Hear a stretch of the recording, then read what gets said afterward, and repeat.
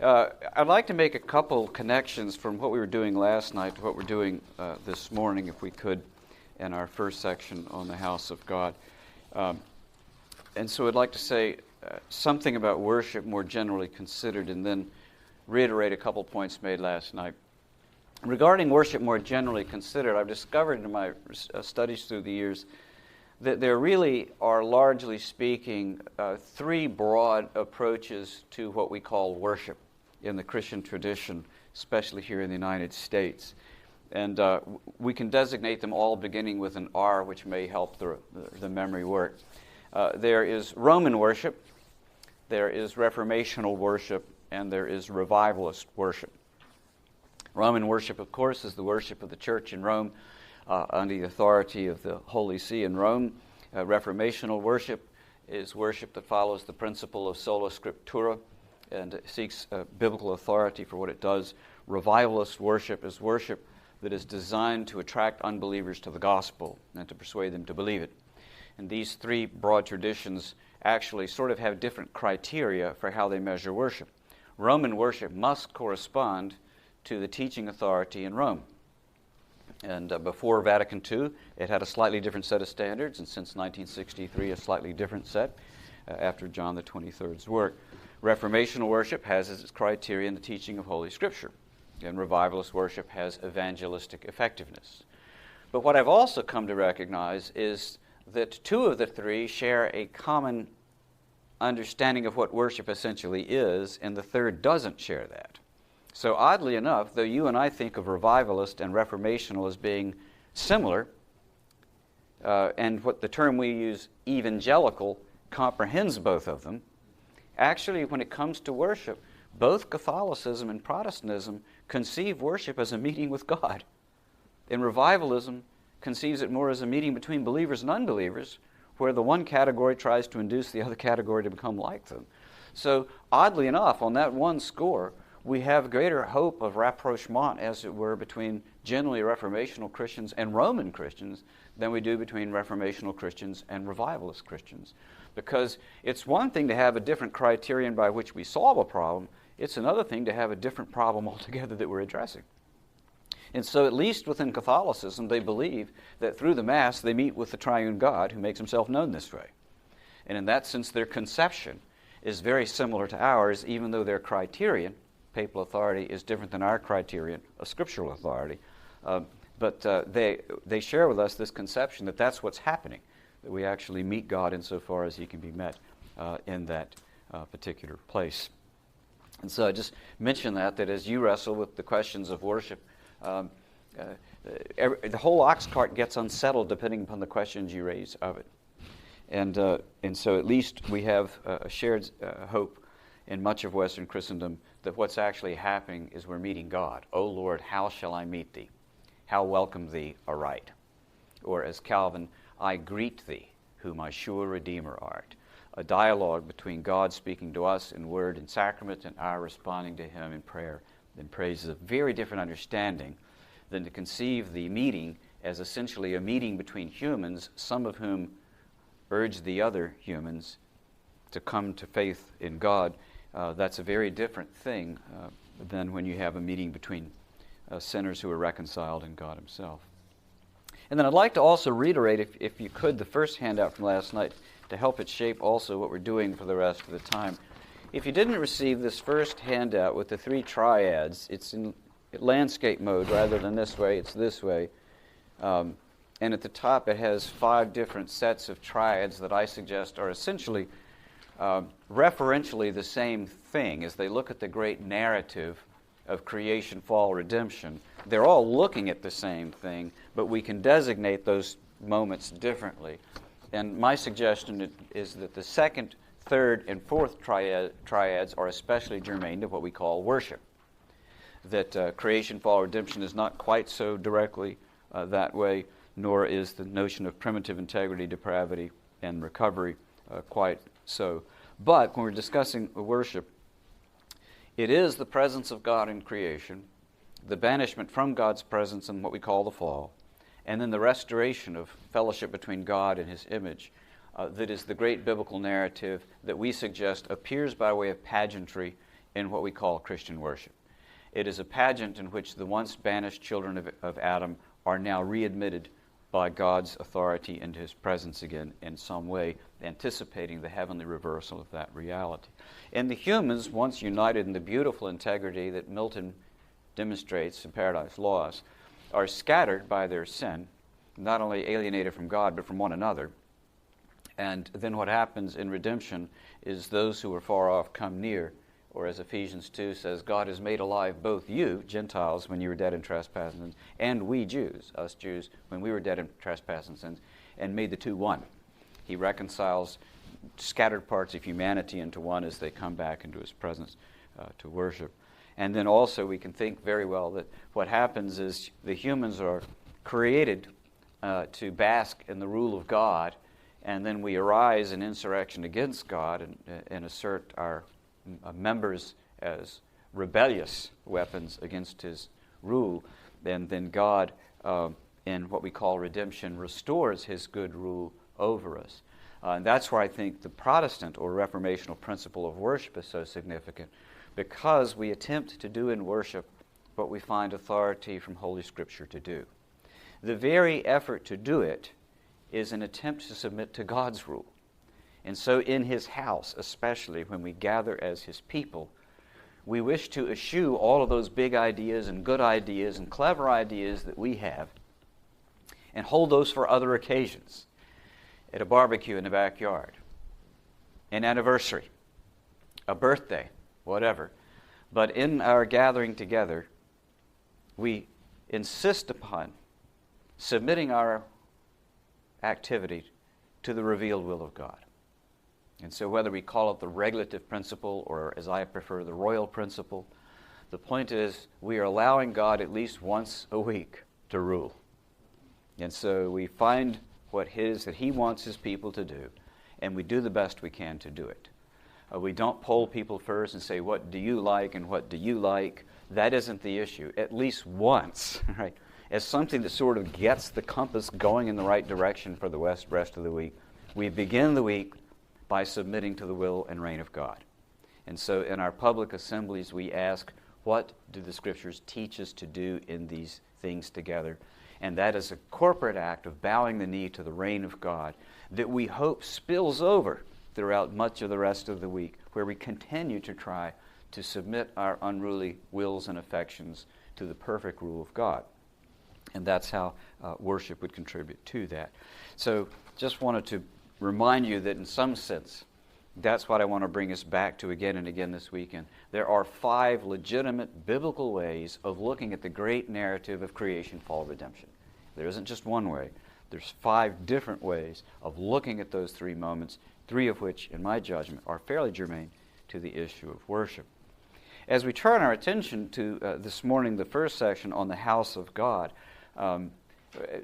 we're turning to this peculiar thing because what we find is not what we would have expected to find. When we say the house of God, from the time I was young to the time that I'm not young, what appears to my English-speaking mind is some architectural artifact.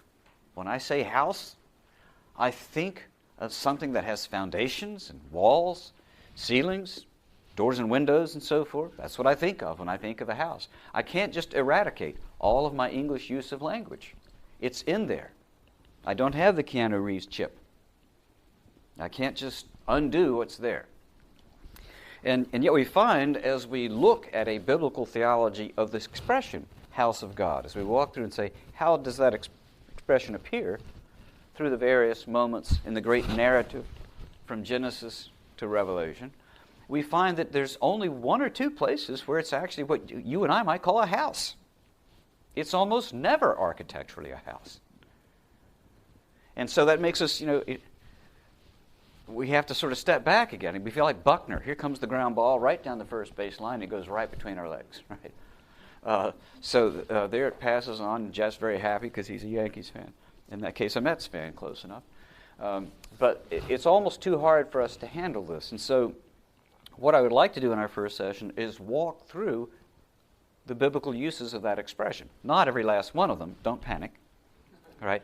but just the different uses of it to designate different things as we move through the biblical narrative. So that maybe by the end of our conversation, we're more comfortable with hearing something in some sense non-architectural when we hear the expression.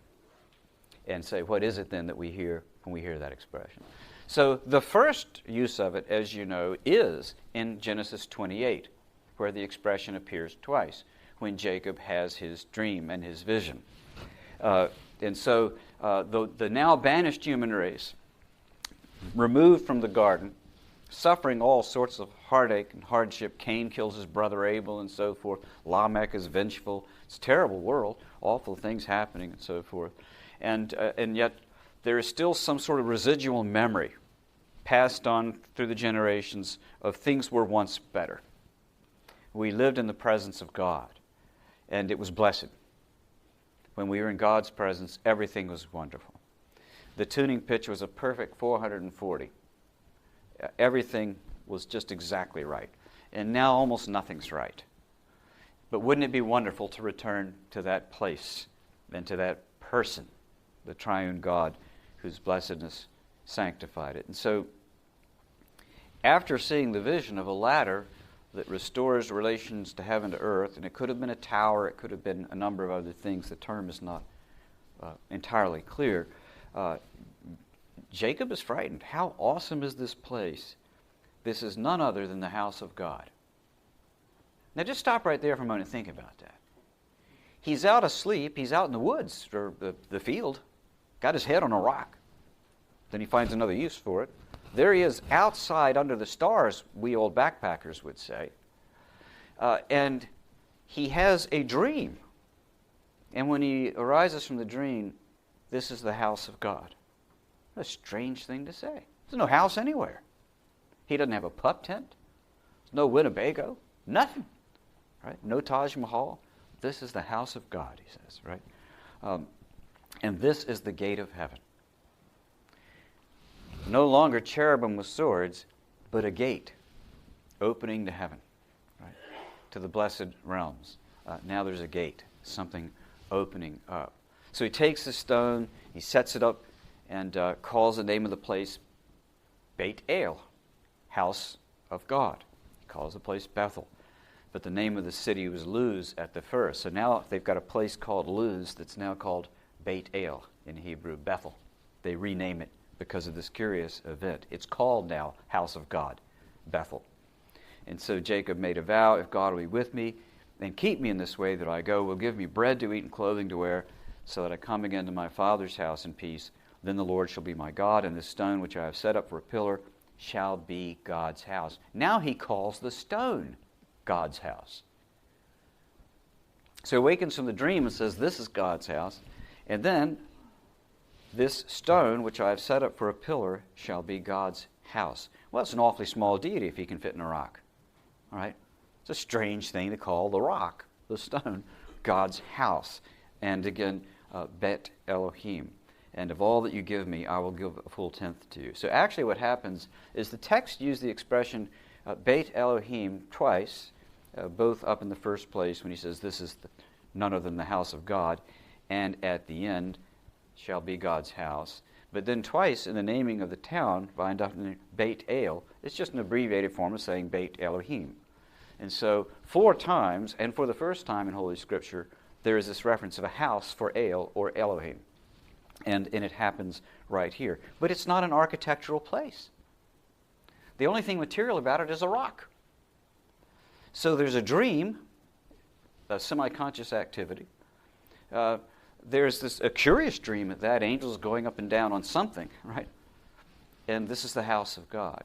So the reason Genesis 28 to me is significant is the first use of anything in Scripture does in some sense dictate what comes afterwards. It's like the opening measures of a symphony. If the writer of the symphony writes it in a particular time signature and key signature, that's going to dictate the rest of what he can do. And the opening measures especially will dictate what we expect of that, at least that movement, if not the entire symphony. And so biblically, the first time we have the expression Beit El or Beit Elohim, it is not a piece of architecture. In fact, it's a very curious event altogether. And yet, that's called the house of God. It's the Jungian prototype, as it were. This is what house of God means.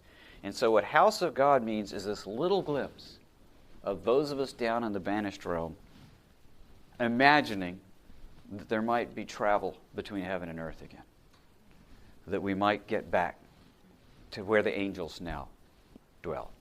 And so to see that is to see the house of God. So the house of God, curiously enough, is not merely a place for the deity to dwell, but for the children of Adam to dwell with the deity. It's called God's house because He's the one that sanctifies it by His presence. It's His glory that makes it glorious, of course. But it's not just God in se. It's God visited by angels, and Jacob hoping to be one that makes it house of God. So house of God, from its first usage in Genesis 28, is A, not a piece of architecture, and B, a symbol of communion between the once banished human and the God who made him. That's what house of God means. And it takes a long time to get over the notion that it's a piece of architecture, a fixed, permanent piece. Well, there's nothing permanent in Kansas because when the wind blows out here, nothing's permanent. But in other portions, like on the East Coast, we've got old buildings in New Hampshire that have been there since the 17th century, right? Here they last about 5 minutes when the tornadoes come through. But we normally tend to think of at least a semi-permanent thing when we say house. And we use other language for less permanent things. Winnebago, RV, tent, right? But house, to us, denotes something permanent, and it plainly wasn't.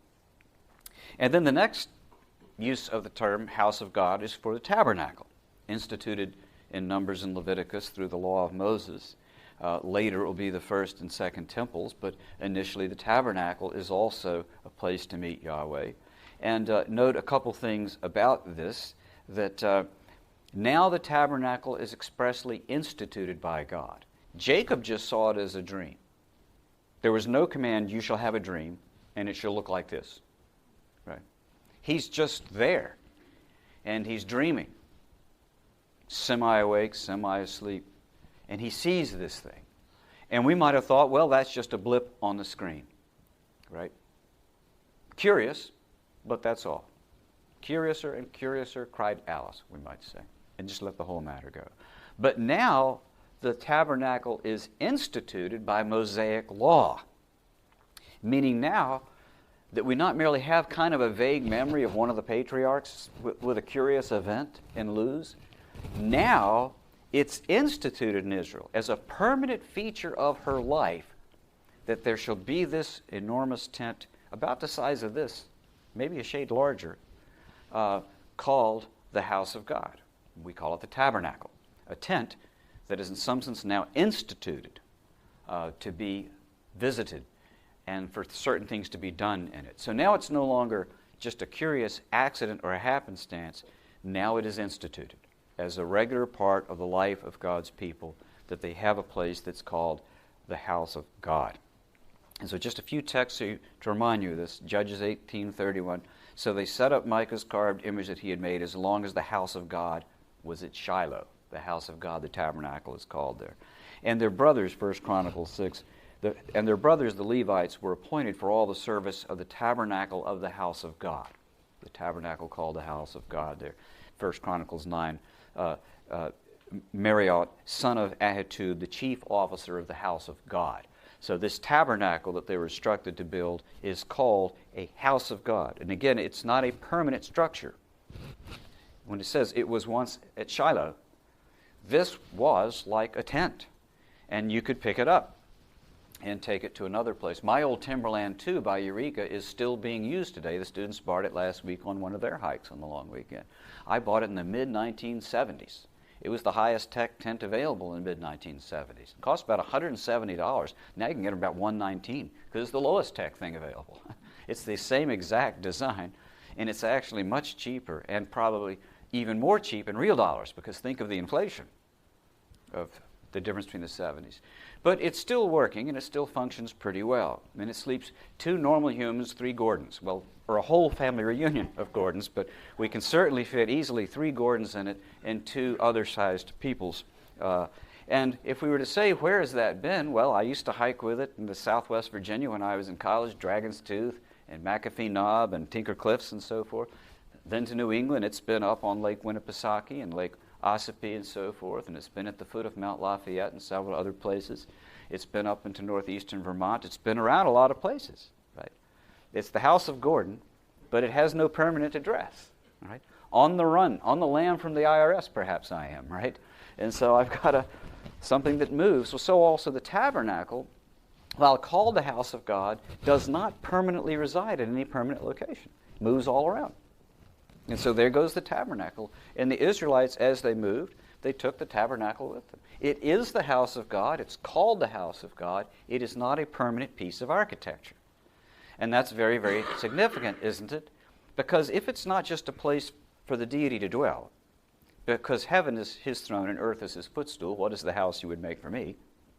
If it's not just a place for the deity to dwell, but for us to meet the deity, you see, then when Israel moves increasingly into Canaan, her tabernacle has to move also so that she can retain her meetings with God. And so as she moves towards the land of Canaan, her tabernacle, the house of God, goes with her. And when she moves throughout Canaan, the tabernacle, the house of God, moves with her, because it is not merely the house for God, it's the house where we meet God. And therefore, he institutes it to remind us of the necessity and great blessedness that would happen to the human race if we could re-enter his presence. And so it moves. It's not a permanent piece of architecture. And of course, what's the primary feature of what is done there, right, in the tabernacle? And the answer is sacrifice. So now that God institutes a permanent place to meet with him, there is this reminder, not only because of the cherubim and their flaming swords, not only because of that, but because of the insistence on sacrifice, that for us to meet with God, his wrath has to be unkindled. His anger as a holy being against an unholy one has to be satisfied and quenched.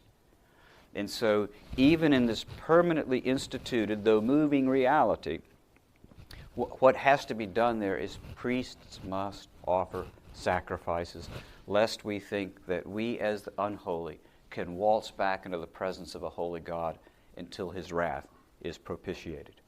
And so, the building moves with us as a tent to remind us of our need and hope to be reunited to God. And the consistent bleating of dying animals reminds us of the awful cost of reconciling unholy people to a holy God. And so every now and then we see models of the tabernacle. Religious people sometimes have theme camps and these kinds of things. Some people reconstruct Noah's Ark, and some reconstruct the tabernacle and so forth. And I think you can find the temple at several of these kinds of places. And what I routinely suggest is, well, you know, the ark isn't the ark if you're watching it with dry skin. All right? If you're not threatened with drowning, the ark isn't the ark. And the tabernacle, without the bleating of goats, is not the tabernacle. These were not quick kills like they do with their stun guns in our slaughterhouses today, but even in our slaughterhouses today, the quick kills are not always equally quick. And you hear the lowing of a cow, right? The bleating of another animal, as the kill was not as quick as we might have thought. And think of that if you're taking children with you to the tabernacle and later the temple. Oh, look at the cute little lamb, Mom. Well, oh my goodness, Billy's not going to like this. Right. And so then the little lamb, well, Mommy, that's horrible. Why was that necessary? Well, Billy, it's either your blood or the lamb's blood. It's either Mommy's blood or the lamb's blood. It's either Uncle George's blood or the lamb's blood. To meet our God, our sin has to be dealt with. And it is horrible. Our sin is horrible. And the penalty for it is no more horrible than the sin itself. The sin is just as bad. And the penalty is just the due result and wages of the sin. And someone's going to have to pay if we are to enjoy the presence of God again. And so generation after generation, this takes place in the house of God. where sinners have the hope of being reconciled to their holy God, but are constantly reminded that this is going to be a costly, costly thing. Because all of those animals sacrificed again and again for all those years, as the author of Hebrews says, did not take away sin, or they would have stopped. If one of those bulls would have done it, they would have stopped. But after the crucifixion of Christ, there are no more sacrifices, because that one death did stop the wrath of God. None of the other ones did. They were a picture of what might stop the wrath of God, but they didn't stop it, because we had to do it again. It's like a mortgage payment. You just keep, oh, do we own the house now? No, we got 30 more years of this. Right? It just keeps going. It's the gift that keeps on taking. You keep paying that mortgage, and it doesn't belong to you until after 30 years, because it's the bank's until then. And Israel's sacrifices, by their very repetition, said, these point to the costly nature of atonement, but they do not affect it. They are pictures of it, but they do not affect it. And so in that house of God, that's what takes place. There's a picture of meeting with God and a picture of the great cost that meeting with God is going to take. And so in the temple also, I could bore you if I wished with 50 or 60 or 70 references to both the first and the second temple being referred to by the same language as the tabernacle, the house of God. I won't, because you've read so many of those texts, you understand that eventually, once there's a monarchy, which was a mistake, read 1 Samuel 8, it was a mistake to wish to have a king like the other nations around us. But at any rate, that's what they insisted on, and that's what they got. And then once they did, of course, the king will normally settle somewhere and set up his accoutrement and his administration and everything else. That's what kings do. And so once you have Saul and then David and Solomon and so forth, there's this desire to build a permanent place. Now that the Israelites are not moving throughout Canaan, but have found a place to settle, we don't need to have a tent anymore. Now we can have another dwelling and meet God there. And so now David, as a violent and adulterous person, doesn't have the opportunity to build it. Solomon, who's nearly as bad, many times worse, eventually does build it. And so we end up with a permanent thing, not a tent, in Jerusalem until it's destroyed. And then after the exile, they come back and build a second one, which is a little less impressive than the first one. But in both the first and the second temples, they are referred to as house of God. And so having a dream can be called the house of God. A tent can be called the house of God that moves. A permanent piece of architecture can also be called the house of God, and that's what we think of when we think of a house. But any of those can be and is called the house of God. And so what's permanent to all three is the place where we meet God. The actual form of it, a rock under the head, a tent, a building, these are all very formally different, but for their substance and what they invoke and teach, they're all the same thing, a place where once banished humans can have a picture and a hope, therefore, of meeting God again. That's what they all have in common. And so there are other places, I think there are 5, 6, 7, 8, 10 places in the Old Testament where it's unclear which of those it's referring to. Some of the Psalms are not datable sufficiently clear that we can know which of the ones these things I remember as I pour out my soul, how I would go with the throng and lead them in procession to the house of God with glad shouts and songs of praise. If it's an older one, it's a reference to the tabernacle. If it were a later one, it's probably a reference to the more permanent temple in Jerusalem. We just don't know because the dating of those is difficult. We do know that Psalm 90 goes back to Moses, a man of God. And so some of the Psalms are very old for their original substance. So some may be referring to the tabernacle and some are referring to the permanent temple. And then if we had some that were late enough, they might be the second temple after the return from captivity in Babylon when they rebuilt under Ezra and Nehemiah. But then let me show you a few places in the Old Testament where tent, the language of tent, and the language of assembling appear together. Because these remind us that the tent is not just a habitation for the deity, but a place where the people assemble with the deity. There are a number of those places where the tabernacle or tent appears in passages where the language of assembling also appears. Leviticus 8:3, assemble all the congregation at the entrance of the tent of meeting.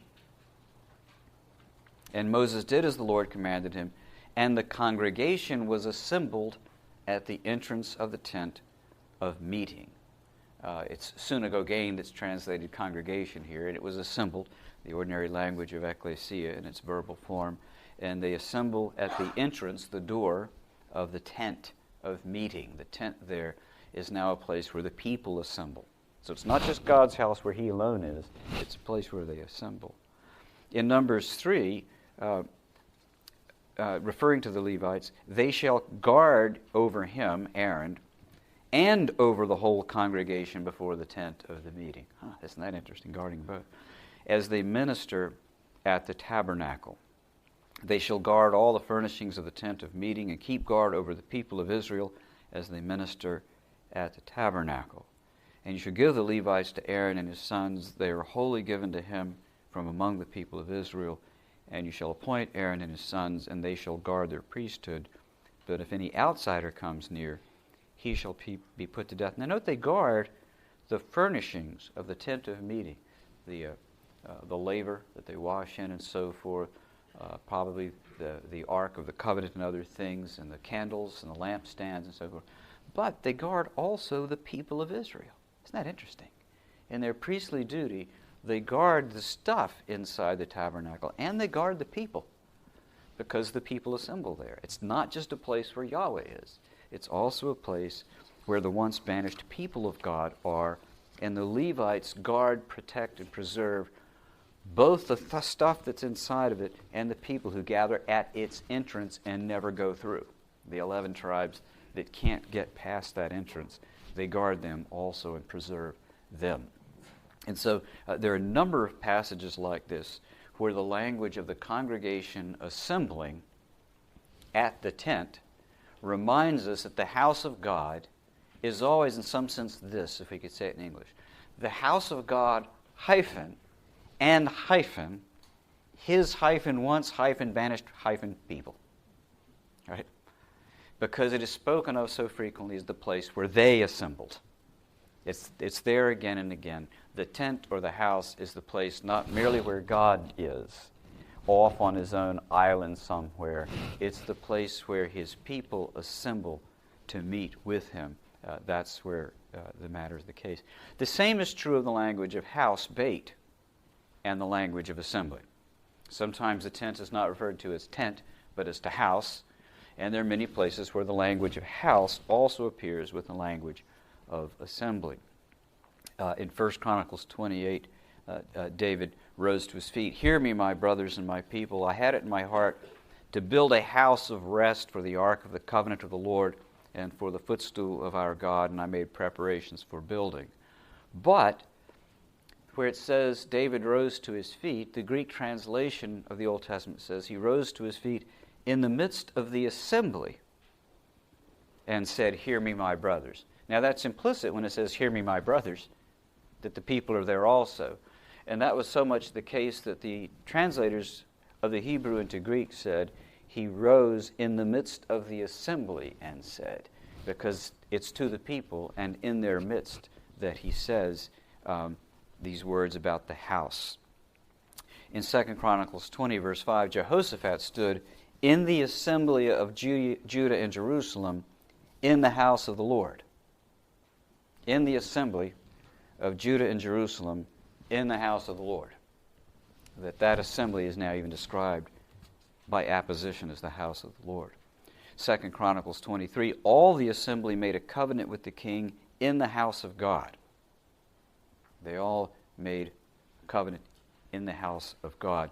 The assembly of the people is associated with the house of God. Out of deference and respect, they don't call it the house of God hyphen and his people. They call it the house of God. But it is a house wherein not only God dwells, but a house wherein God meets his once banished people. And so they can mention the assembly that way. Now you and I know that the apostles did not feel it any obligation to hold the Christian assemblies in the temple in Jerusalem. And had they tried, I don't think the Sanhedrin would have let them get away with it. Right? And so we know that the apostles, to the best of our knowledge, never met on the first day of the week in the temple at Jerusalem. And so we would just assume that the expression house of God disappears from the New Testament canon, because that's where the Jews met.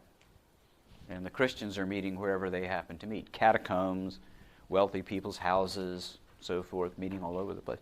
But curiously, the New Testament, even after the Gospels, after the ministry of Christ, after the death and resurrection, still use the expression house of God from time to time. It's not done away with, nor is it only used to describe the place where he used to meet with his people. So consider a few of these. 1 Timothy 3, we mentioned briefly yesterday.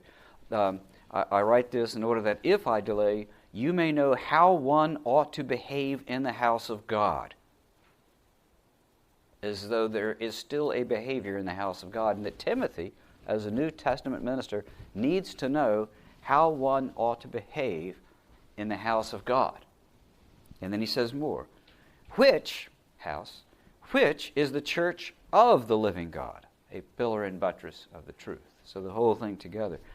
That you, Timothy, may know how one ought to behave in the household of God, which is the church assembly of the living God, a pillar and buttress of the truth. There still is a house of God, and we need to know how to behave in it. And Timothy, as a minister, will have to instruct people in how to behave in the house of God. But he now defines the house of God as the church, which is the church of the living God. That's the house of God now. Once a rock, then a tent, then an architectural building, and now a gathering of those who celebrate the resurrection of Christ on the first day of the week. Strange metamorphosis that goes through this use of house of God. And yet, what's common to them all? A vision of the once banished human welcomed back into the presence of the holy God. It's true in every case. It's still the house of God, because it's still the place, not merely where God dwells, but where he meets those who will return to him on his terms. And if they're willing to return to him on his terms, we call that the house of God. It's not merely where he lives. And then Hebrews 3 and Hebrews 10 do this, of course, also. Referring to Christ, the author said that he was faithful to him who appointed him, just as Moses also was faithful in all God's house. For Jesus has been counted worthy of more glory than Moses, as much more glory, as the builder of a house has more honor than the house itself. For every house is built by someone, but the builder of all things is God. Now, Moses was faithful in all God's house as a servant to testify to the things that were to be spoken later, but Christ is faithful over God's house as a son. And we are his house, if indeed we hold fast our confidence and our boasting in hope. Jesus has been counted worthy of more glory than Moses, as much more glory as the builder of a house has more honor than the house itself, implying that Jesus, in verses 3 and 4, is the builder of the house and worthy of more honor. And we are his house. So now again, the house of God is not a rock, it's not a tent, it's not a piece of architecture, it's us, and Jesus built us. Right? So Solomon got to build the permanent house. The Levitical Levites and priests put together the first tabernacles, the tent. Jacob woke up with a rock under his head, right? And Jesus has built this new house. He is its builder, and we are his house. We are where God is to be met in this moment, in the narrative that begins in Genesis and ends in Revelation 22. And at different moments, it was a different place. It could be a rock, a tent, a building. It's now the assembly of saints on the first day of the week following apostolic instruction. Or in Hebrews 10:19, therefore, brothers, since we have confidence to enter the holy places by the blood of Jesus, by the new and living way that he opened for us through the curtain, that is, through his flesh, and since we have a great priest over the house of God, let us draw near with a true heart in full assurance of faith, with our hearts sprinkled clean from an evil conscience and our bodies washed with pure water. And so to what do the New Testament saints draw near? They draw near on the first day of the week to their assemblies. That's where we draw near. We gather there. In fact, just a few verses later, and do not forsake the assemblings of one another, as he continues his thought, because that's what he's talking about. And so we have a great priest over the house of God, the risen Christ, and that's what he does. He rules his assembly. And we aren't to forsake those assemblies, because that is now God's house. And if we have any zeal for God's house, then that's a very important thing. In 1 Peter 2, as you come to him, a living stone, rejected by men, but in the sight of God chosen and precious, you yourselves like living stones. You yourselves like living stones are being built up as a spiritual house to be a holy priesthood, to offer spiritual sacrifices acceptable to God through Christ. Now, it doesn't use house of God there, but it does talk about stones, the kind of things they used to build architectural buildings in the ancient world. And so just as Psalm 118, the stone which the builders rejected has become the chief cornerstone, using architectural language of the relation between the house building and the stones out of which it's built. Peter uses this and talks of Christ as a stone, probably thinking about Psalm 118, I suspect, but then even refers to the believers as living stones, a deliberate irony, if not an oxymoron. Stones don't live. And so when he refers to us as living stones, why does he mean that? Because the current building, the place that is now God's house, the place where God can be met, is with these living saints who on the first day of the week assemble together to give adoration and praise to God through his resurrected Son. And so they are also living stones. He's building a building out of living stones rather than dead stones. Are they a little unruly from time to time? Oh yes, ask any deacon or elder. But they are living. And they have mouths that sing praise. And the stones can't. It's only figuratively that the scriptures say, but if you don't, the stones will cry out. The stones really won't. They don't have a larynx. And so the imperfect sheep that make up the living stones of Christ's house, for all their imperfections, still with all their imperfect faith and stammering tongue, do sing praise to God.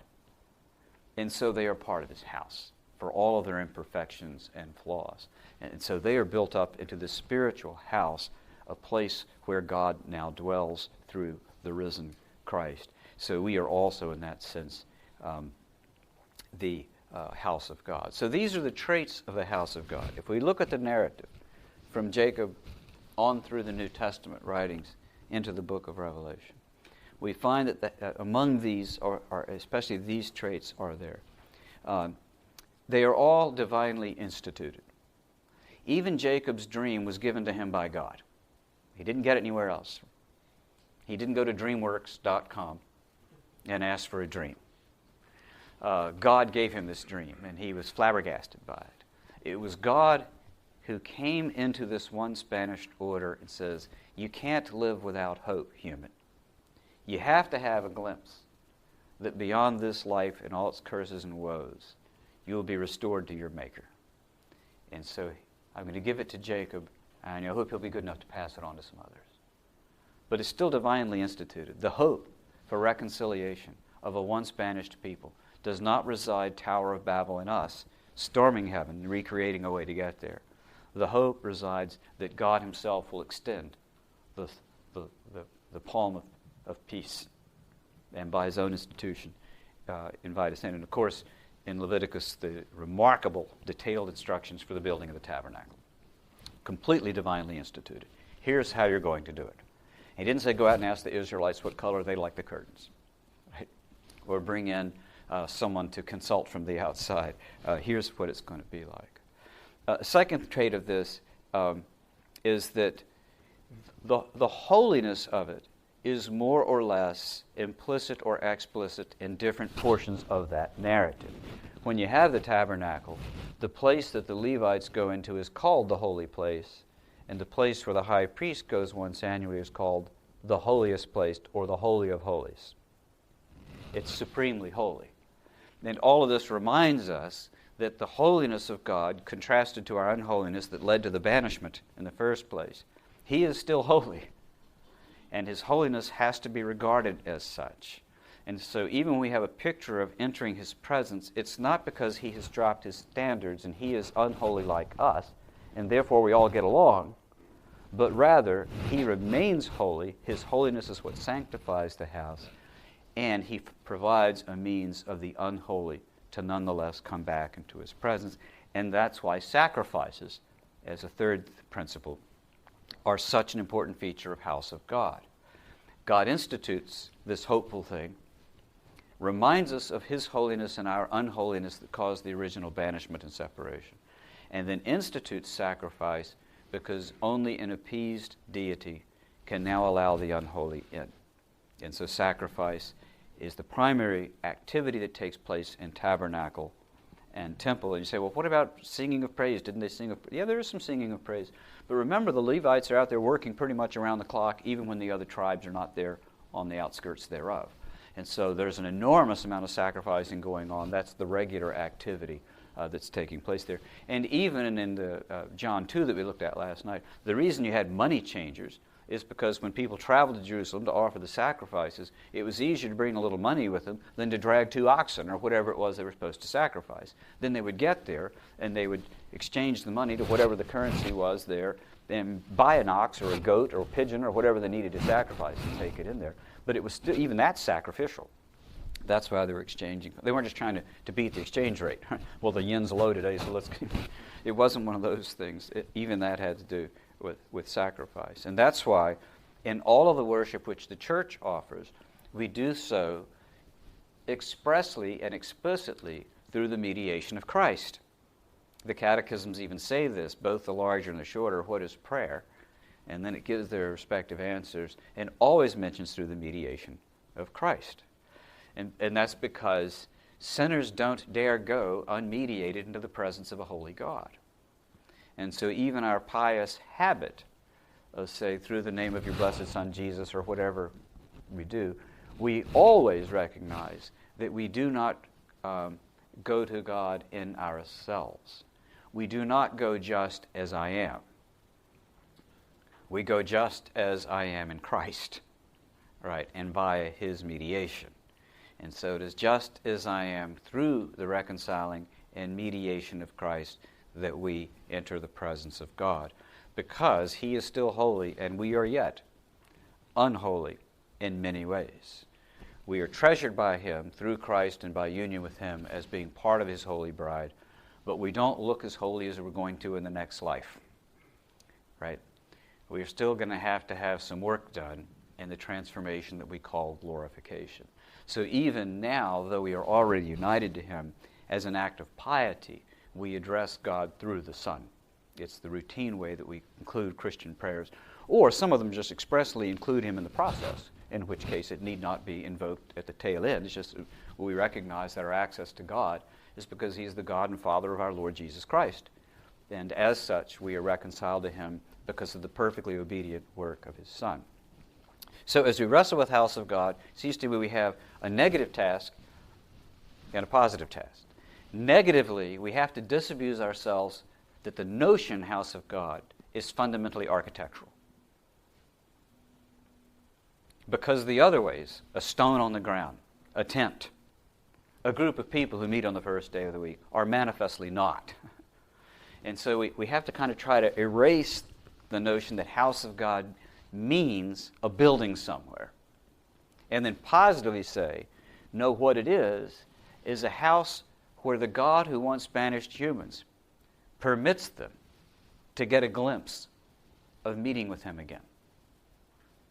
And therefore it is a house that reminds us of his yet holiness and our yet unholiness, and therefore is constantly aware of sacrificial mediation.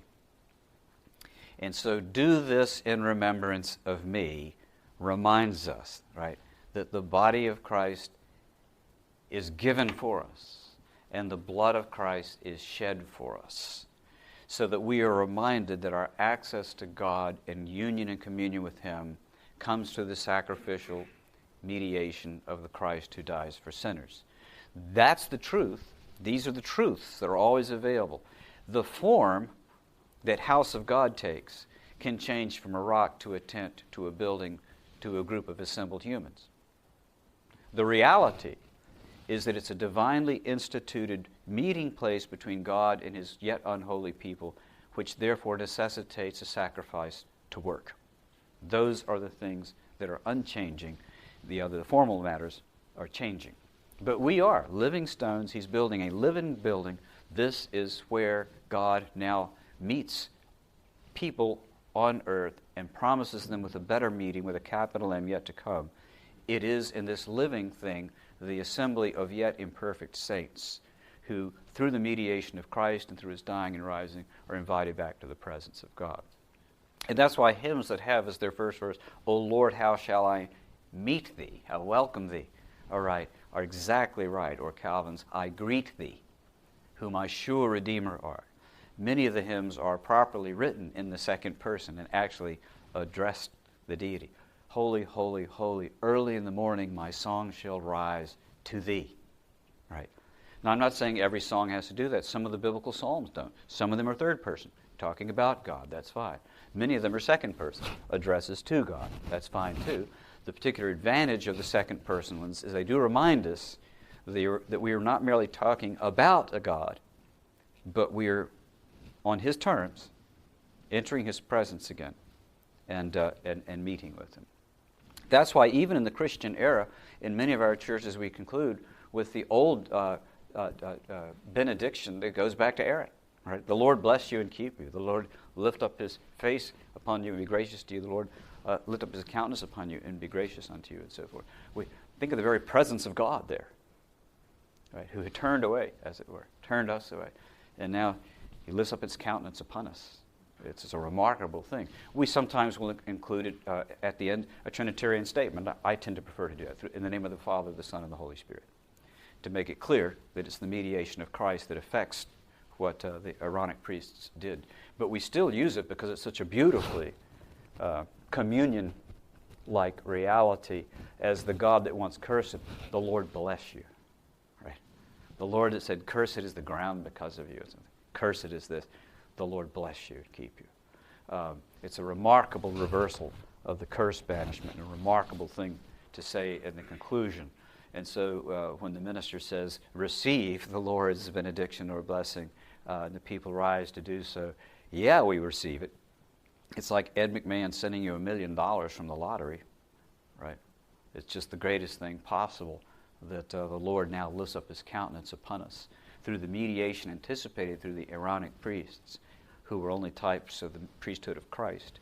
And through that, now, the once banishing God is a welcoming and blessing God. The cursing God is now a blessing God. The banishing God is now a welcoming God. And I used to say, Jeff, don't know how you feel about it, and others here at Craig, that there are very few ministerial acts of a higher order of privilege than the benediction at the conclusion of a service. What greater privilege of all ministerial acts than that?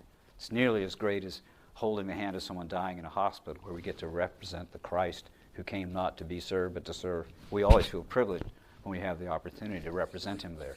But the privilege liturgically of the benediction at the end of a service is really quite a high privilege, a remarkable kind of a thing, because the whole biblical narrative gets reversed in the last Adam, and the cursing, vanishing God becomes this blessing, welcoming God. And it's summed up so succinctly in any of those benedictory statements that it's just the most remarkable privilege to do. Fortunately, it's easy enough that a smart German shepherd could do it, because it requires no great skill. I'm not going to bother writing a book why Johnny can't do a benediction, because I think he probably could. But it requires very little skill, but it's the greatest moment in the liturgy, I think. It's just the greatest thing that happens. So let me pause and see if there are questions about House of God, especially the fact that it looks differently. The term can be used to describe some very different looking things, and yet there are still some consistent traits in each of those, in trying to say what's the part that can come or go, whether it's a rock or a tent or a permanent building or a group of people. That part moves. All of it pictures in its own way of the garden re-entered. But then there's some other things that are stable. It's instituted. It comes from God. It reminds of his holiness and our unholiness. That's consistent all the way through. And therefore sacrifice has a consistent place in it because God's wrath has to be appeased. So those are the elements that are unchanging. The other elements change very, very profoundly. So it's a very different house than our houses. Different term to use than our houses, because ours, unless the wind blows here, our houses look pretty permanent and don't change that much. We wouldn't call a rock a house, at least not likely. Yeah, it has. I think the answer has probably a couple of parts. One of them is lexical. In Hebrew, Greek, and English, the word temple and the word house are lexically different words. Now, they can have the same referent, right? We can use the expression Mr. Lincoln or the expression the 16th president to refer referentially to the same person. And so it is always possible in a language to have one referent to whom 4, 5, 6, or 7 labels properly apply. But the terms are different. Oikos, let's just use the Greek example, or beit in Hebrew, can be used for human dwellings as well as for divine dwellings, because the verb oikeo just means to dwell. And so oikos is not a religious term unless it applies to a religious reality. But temple in most languages is used to refer to places where people conduct religious rites. And so we might say my house is on Elm Street. We would not likely say my temple is on Elm Street. So there is that lexical difference, that the expression house would not denote anything peculiarly religious the way temple does, unless you said house of God, right? And now it becomes religious because it's his dwelling place also. So lexically, either term could have as its reference the place where God is met.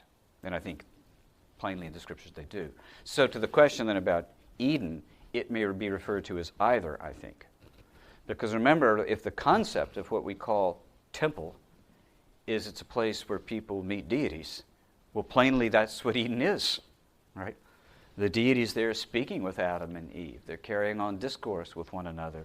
And so Eden is and may rightly be referred to as a temple. And if the later biblical discussion of house of God is a place where God meets us, then Eden also can be called that. And curiously, and I don't think any of us know all of what to make of it, when in chapter 2, and it says that no plant had sprung up from the field because it had not rained and because there was no man to keep work or till the field. It's avad in Hebrew, serve, the ordinary verb for serve. There was no man to serve the ground, as though the ground is unfruitful when there's no rain, which makes sense biologically, that you can't germinate a seed if it's dry. That's why you can keep them in bags dry and they don't germinate. But isn't it odd to say, and there was no man to serve. But then later, he places the man in the garden to serve, avad, and lishmor, shamar, to guard it, preserve it. So those two verbs are coupled there in Genesis 2 in the second part of the narrative. He places the man there to serve it and preserve, guard, keep it. But the next time Moses uses those two verbs together is in Numbers when he describes the duties of the Levitical priests, that they are to serve, to do the service of the tabernacle, and they are to guard it. So they have to keep the unholy people out and stuff. So it's possible that the same Moses who writes Genesis 2 and then later writes Numbers 3 deliberately uses the language associated with the Levitical priest in Numbers 3 and two other places in Numbers also.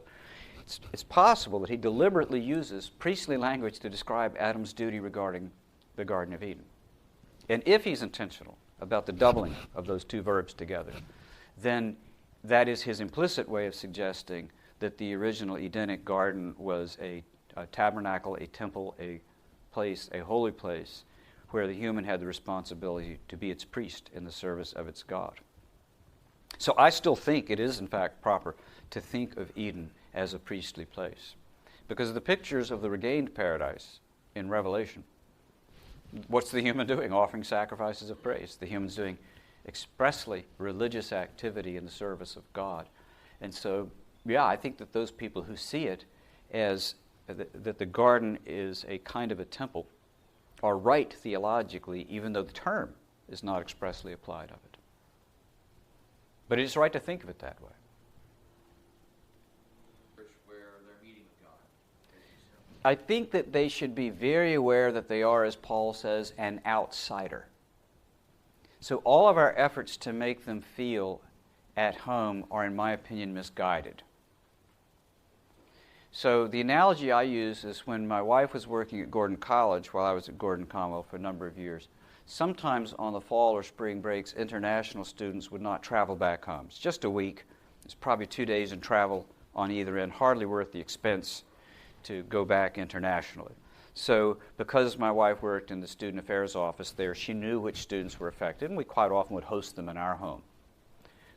They would keep the dorms open, they could stay there, but we would have dinners for them and that sort of a thing.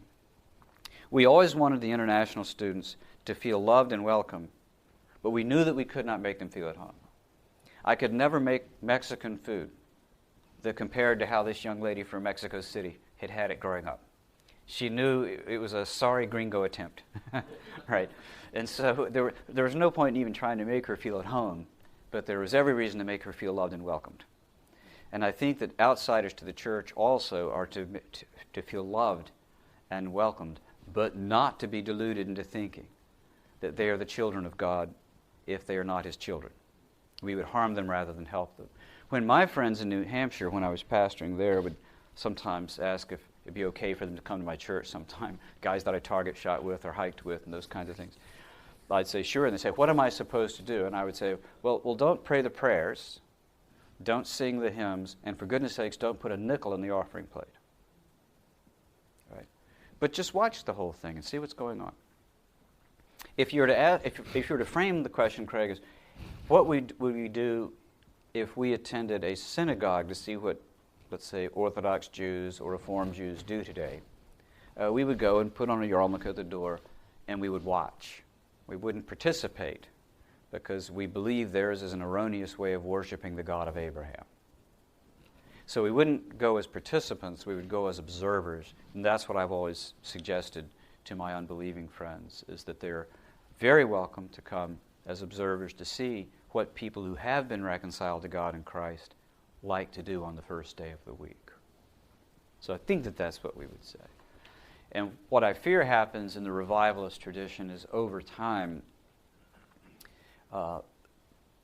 there is less and less willingness to make the distinction between us and them, as it were. We want them to feel like us, and so we even evade and avoid the things that separate us. If you looked at the question of the frequency of communion, and I don't think it's a slam dunk, I have my opinions on it, it's not a slam dunk, and you'll see some variety in the Christian churches on the frequency of communion. What you will tend to find, nonetheless, is if you look at the revivalist churches, they tend towards the very infrequent exercise of communion.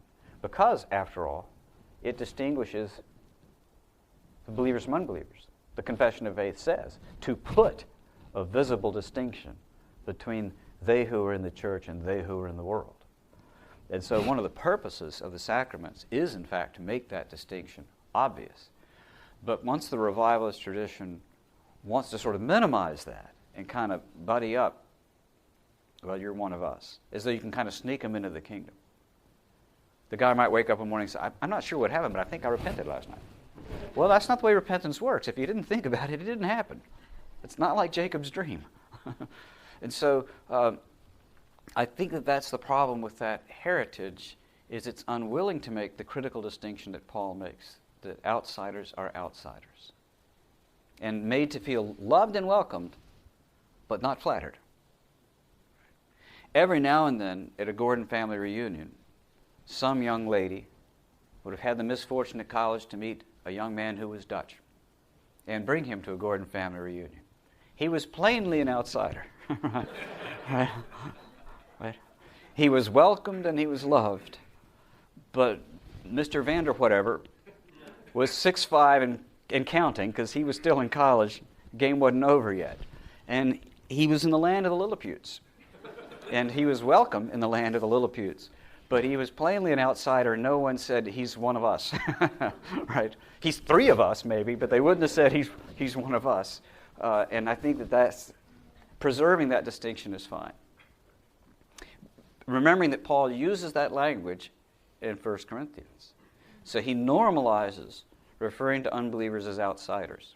He says when an outsider is in your midst, so he knows that on the one hand they're an outsider, but on the other hand they're in their midst, in your assembly. So being an outsider doesn't mean he can't come. He does. But he's still to be regarded as an outsider. And I think you can do that and still have people feeling loved.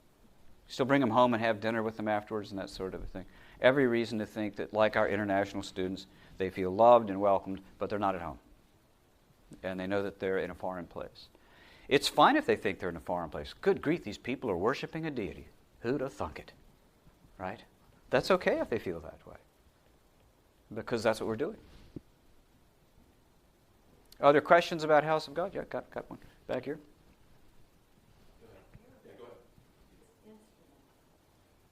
All right, I'm going to make a note here, a mnemonic note, David's instrument, right?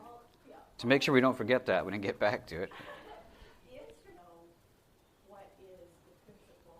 Let's start with the second question first because it's easy. The general principle that the Protestant churches have embraced is any practice that was done by the Levitical priests as part of their distinctive service that separated from the other 11 tribes disappears with the resurrection of Christ. Because that's what they did that distinguished them as priests and sacrificers from the rest. And since Christ is our priest, is the only one that does a distinctive thing now, none of us in the church does a distinctive thing rest from the congregation. There's still ministers who administer word and sacrament, but the congregation is one whole. And so we do not have, the Protestant churches have historically said, Levitical instrumentalists. We have people who assist us in finding tempo and pitch, right? But they don't perform for our amusement for 30 or 40 minutes of the same length of a sermon or something like that. What they do is they help us to find pitch and tempo so that we can sing together. So that one's pretty easy, I think, and it's normally covered in the same way by that. But the other question, it comes in several parts, and it's a very important question. Know that the people in the Bible that worship do worship largely as a people and not as individual people. The oldest confession I think we find is, "My father was a wandering Aramean." It's in Deuteronomy, and many scholars think that was the first confession referring back to Abram. And the Israelites said this together in the tabernacle. "My father was a wandering Aramean." They really meant our father. But as a corporate people, they could use the first person singular. "My father was a wandering Aramean." And then at one point when they're traveling and they run into one of the Canaanite kings, they come out to him and the people said, because he doesn't want them to go through and ruin his flocks and other things, that "we will not harm your land," this, that, and the other, "if my livestock or my sheep does this, that, or the other." So in the same sentence, they refer to themselves as "we" in the first person plural and as "I" in the first person singular, because they are God's covenant people and a unity. And so they can sometimes speak even of the collective group in the first person singular, which happened, by the way, in probably 60 or 70 of the Psalms, didn't it? They recited them corporately. The way we would sing, "I greet thee who my sure Redeemer art," but with perfect awareness that we're all singing it. And we are united together in singing corporately, even though we use the first singular. So I do think, because of the nature of what we call meeting with God, is fundamentally the restoration of Adam's children. That it is inherently corporate. That part of the joy we take as those who are redeemed is to know that others who bear our nature, wounded, but our human nature, to know that they also have been redeemed by the same Christ. That is, in fact, even part of our encouragement, is that because remember when our conscience convicts us, and we say, "Well, I can understand how Bob could forgive, or God could forgive Bob or Jack, but I don't know how he could forgive me." And the answer is, well, they actually kind of look like me. And if I say he couldn't possibly be gracious to me, then I have to say he couldn't be gracious to Jack or Bob. So there's also an enormous amount of encouragement from these brothers and sisters that are part of it. So to the second part of that first question, God has pledged his presence through all those different places precisely to his people. It is precisely where his people are welcomed that he meets them.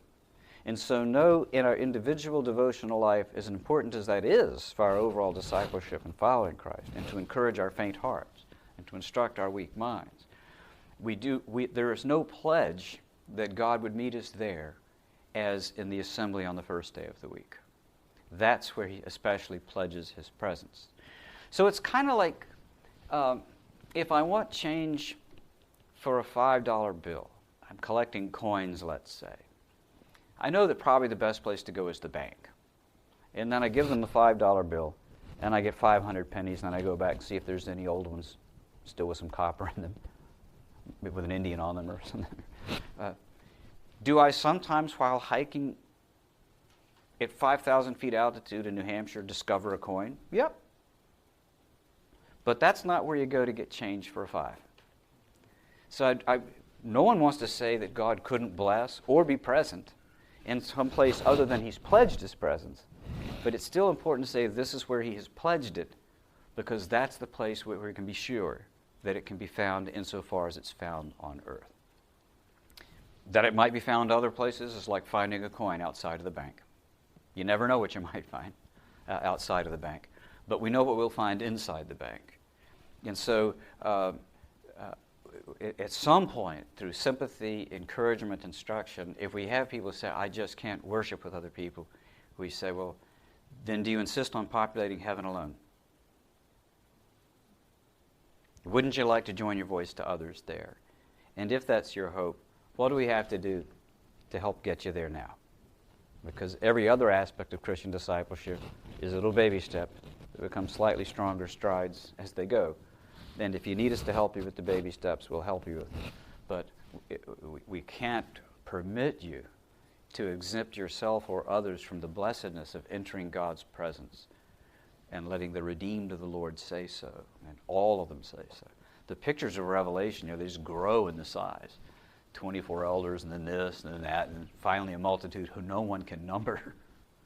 And so it's constantly expanding to a vision of essentially Adam's race rejoined. Paul, but also Peter and John. No, especially with Peter. You yourselves as living stones. It takes more than one stone to build a house, right? So if there were any sort of consistently good contributions of the so-called new perspectives on Paul, it is their acute vision for the corporate nature of the experience of the Christian religion. And so they would be the exceptions in the last 25 to 30 years who've recognized that Christ's death and resurrection redeems to God a people, not merely people, but a people, a corporate people. And they do have a good vision for that. Their vision for that is better than most of our visions have been, because they understand that. The graces that are to be exhibited ordinarily require a community for them to be exhibited. So forgiving one another and forbearing one another. Well, try doing that by yourself one time. All right? You can only forbear those who are doing something irritating. There has to be someone else. And we forgive those who've wronged us. So much of that language, I think, is corporate. This is God's will for you, and it's huper humon, plural, your sanctification. That you know how to take a spouse for yourselves, it says in the plural, in holiness in this way, not the way of the Gentiles. He's looking for a whole community of people who marry differently than the Gentiles do. Isn't that a strange thing? Who have a holy understanding of the institution of marriage. And so, yeah, I think that you're right in reading Paul. That's the way I read him. He wishes to see the banished human, our triad 3 or 4, whichever one it was, the separated humans, gathered back together. A community that testifies to the gospel because it's a different community than other communities people are around. It's people who are forbearing. It's people who are forgiving. It's people who would rather agree than disagree. It's a whole host of things where people say, I'm not sure I see that anywhere else. And that is the kind of community. Because that's what heaven will be. We won't be at odds with one another in heaven. And so if the earthly is to reflect that heavenly, it is to be a sanctified community and not merely sanctified individuals. And so your individual who has troubles about being with brothers and sisters in Christ can neither benefit from those brothers and sisters nor contribute to them, and therefore cannot really be sanctified in this whole sense of part of what it means is to participate in a different kind of a community. Every now and then you'll have a minister express surprise that his church is healthy and growing in some of the best senses of the term. And he knows that there's more going on than that he does the benediction better than anyone else. And quite often they recognize that they have the privilege at that moment of serving a congregation of unusually good people. And that visitors come in, even who feel outsiders, and they almost say, as they did to the apostolic church, see how they love one another. And for many people in our culture, that really gets their attention.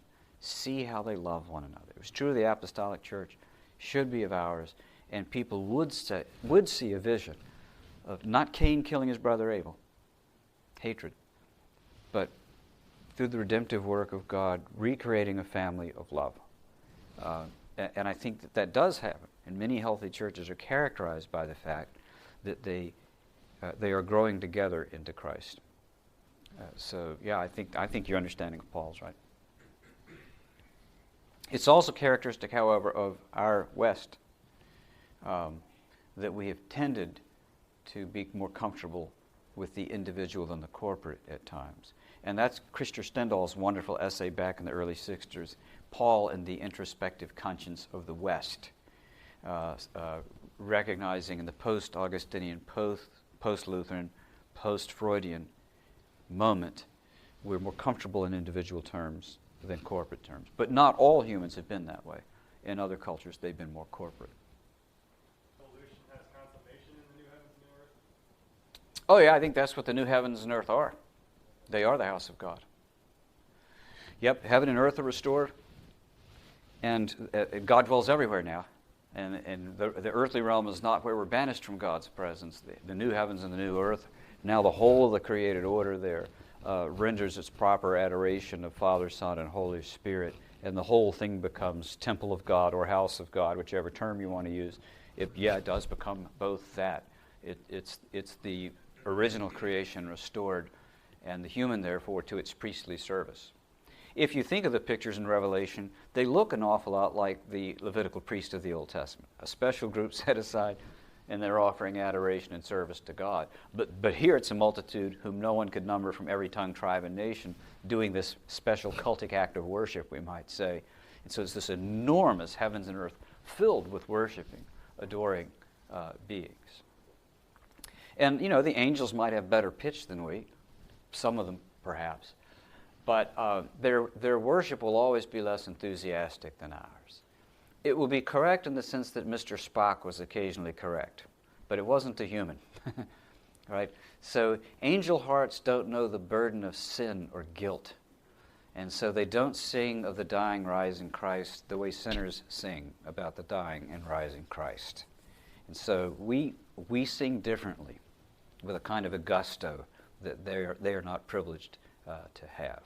You can almost think that some of them would be envious of us. Would that I could have been part of Adam's poor hapless race, for all of the woe it might have brought me for many years, to be able to sing with the kind of gratitude that only a rescued saint can sing with. So they may envy us in the life to come. Though I think their pitch will be better, or at least more lively. So, was there a question in here when I went back to that one? Yeah. I'm not even sure how to phrase it, but right. Yeah, and it doesn't appear at all in the Old Testament. Sacrifices have already. It's not a biblical institution. It's a post-biblical institution. It's like a theological seminary. It's probably not bad, Right. but it's not requisite. The New Testament doesn't require it. Of sacrifice, that's our difficulty, right? Creates a little imaginative barrier for people who get their food and they think that beef has plastic skin because that's the way they purchase it. It actually has real skin, right? I think the interesting thing is when guests arrive, they'll slaughter an animal. Oh, yeah, right. It's a funny way to treat your guests. Yeah. And it's pretty We pour them amazing, we pour them a cocktail. They go out and kill something. Right. Well, I was watching a show recently where they actually killed revolt you. Yeah, and the whole of the sort of So used to it. the urban life, industrial life as opposed to agricultural or earlier even, hunter-gatherer, is increasingly sanitized. That instead of your loved ones dying at home while we sing hymns or read poetry to them, we ship them off to a sanitary hospital and they die there. So we sanitize the dying experience. And we sanitize the food-making experience. I still have a couple of memories of my maternal grandmother going out in the backyard because you don't have to fence chickens in. If you feed from time to time, they'll stay there.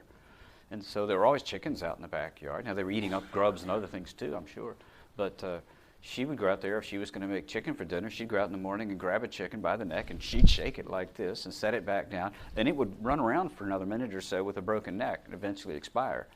And then she would prepare it, and we would eat chicken for dinner. And we didn't really think anything of it because we were young at the time, and we thought all grandmas are crazy anyway, so this isn't any crazier than anything else she does. But even within my lifetime, people sometimes just went out in the backyard and grabbed a chicken and broke its neck. And now we'd be horrified by that. And the SPCA would come and you'd go to jail, right? It'd be awful, right? Some lawyer would get rich off of you. So it'd be a horrible experience now. Because we probably wouldn't permit people to just grab a chicken by the neck and swing it around like that. But it's a perfectly good way to kill a chicken. I mean, you could grab it by the neck and hatchet it, but you can also knock some knuckles off if you do that. So it's a lot easier. It's got a big, long neck. What's it there for, right? It's like I tell my cats, if you don't want to pull your tail, why do you have one? Why did God give you a tail? So why does he give a chicken a long neck? So grandmothers can wring them. Seems obvious enough as a matter of natural theology. But I think you're right. We now have a sanitized approach to food. We don't go to slaughterhouses. We don't see it. My dean right now, David Ayers, got a tongue lashing about 2 years ago in the grocery store because he was still wearing his camis because he'd been out bow hunting deer and had to pick up a few things on the way home. And some woman at the grocery store sort of berated him for what he was doing. And he said, "Ma'am, at least I'm willing to look in the eye what I kill before I kill it. You don't have the courage to do that. You make somebody do your dirty work, and then you come here and buy it when it's wrapped in plastic." And she dropped the conversation because he might have still been armed. But it's interesting, right, that and the one culture gets the sense of dying, right? When you slaughter an animal, you're aware of it. And you recognize it. Many people that had small farms, for instance, might never have had more than 20 chickens running around, 3 or 4 head of cattle, and 3 or 4 pigs. I think the farmer whose farm we stayed on the Chesapeake Bay as kids was that way. Billy never had a whole lot. And so when every year or second or third year they slaughtered one of their pigs, they didn't have but 2 or 3, and by then we'd probably named them all, right? And so in those places, you know, when you slaughter this thing, it's almost become like one of the domestic pets at that point. You have names for them. And even when you do the slaughtering, there's kind of a sadness about it, right? This life has to be given to sustain our life. And so it's all sacrifice. You know, whenever an animal's slain for us, there's a sense of sacrifice. And in cultures that have that as their habit, then they understand the biblical material differently than people who get shrink-wrapped plastic cow, because that's not its normal way. It didn't get there that way. It wasn't born already chopped up like that, having been run through a grinder. It was different at one time. Bob wants to take a break for a few minutes, and we'll come back and chat about Hebrews 12, the Lord willing, in just a few moments.